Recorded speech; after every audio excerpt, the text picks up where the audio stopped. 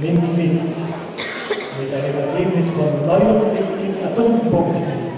Matthias Schwab von der Mannschaft Aspen.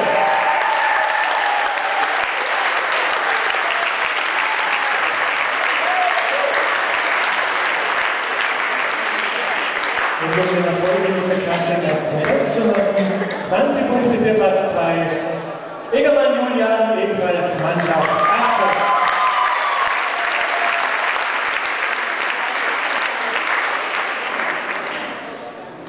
Platz 3 steht mit 75,45 Punkten am Baron MATIJA aus Kroatien.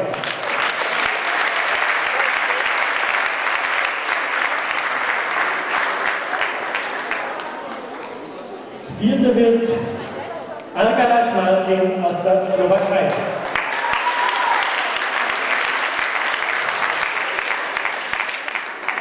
Und den 5. Platz teilen sich zwei Sportler, einmal aus Kroatien, 5. Platz FILIP BOROSA. Und die Sendungsbezeichnung ebenfalls 5. Platz aus der Slowakei, Slavomir Michla. Herzliche Gratulation und guten Tag.